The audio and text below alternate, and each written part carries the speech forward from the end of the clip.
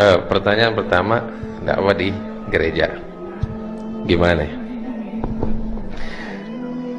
Ini kembali kepada hukum fikih. Boleh gak kita masuk gereja? Sebelum kita ngomong kita boleh gak masuk gereja, tanya, dia boleh gak masuk masjid kita?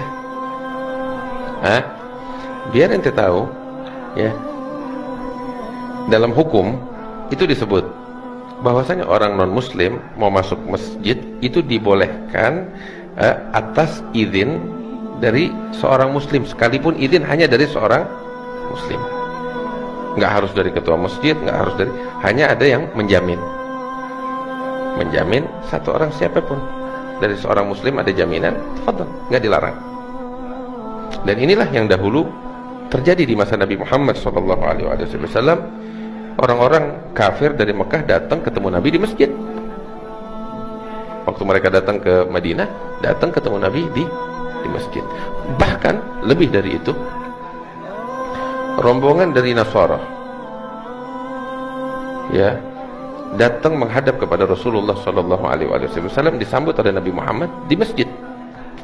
Dan di dalam suatu riwayat disebutkan bahwasanya masuk waktu sholatnya mereka diizinkan oleh Rasulullah untuk sholat ya di pojokan masjid. Baik, jelas? Baik. Nah sekarang sebaliknya, kita masuk ke rumah peribadatan mereka, boleh gak? Kalau kita masuk untuk beribadah, ya dilarang. Kita masuk untuk beribadah dengan ibadahnya mereka, nggak boleh. Namun beda halnya, kita masuk bukan untuk beribadah dengan ibadahnya mereka, maksudnya beribadah dengan agama mereka, bukan. Tapi untuk kepentingan tertentu. Di dalam agama nggak dilarang. Dan ini terjadi oleh Sayyidina Umar ibn al-Khattab tatkala pembebasan penaklukan Baitul Maqdis. Saat itu yang berkuasa di Baitul Maqdis adalah kaum Nasrani. Kunci-kunci Baitul Maqdis di tangan mereka dan diserahkan saat kemenangan itu kepada Sayyidina Umar ibn al-Khattab. Dan Sayyidina Umar keliling melihat Masjidil Aqsa, Baitul Maqdis. Terus diajak juga, didampingi oleh pemimpin gereja saat itu, pemimpin Nasrani saat itu, mendampingi Sayyidina Umar bin Khattab ya untuk keliling, dan diantaranya itu masuk ke gereja mereka. Ada disebutkan. Nah, dan tatkala Sayyidina Umar lagi di dalam gereja mereka ya, masuk waktu sholat, kalau tidak salah waktu sholat asar itu waktu. Maka saat itu digelarkan sejadah, dipersilahkan oleh pihak gereja kepada Sayyidina Umar untuk sholat di dalam gereja. Apa yang terjadi? Sayyidina Umar menolak. Kenapa menolak?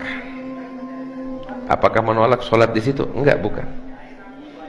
Beliau menolak bukan karena alasan dilarang di dalam agama sholat di dalam situ, bukan. Tapi beliau menolak, beliau bilang, saya khawatir kalau saya sholat di sini, datang satu masa umat Islam akan merebut gereja kalian karena ini udah menjadi tempat sholatnya saya. Paham?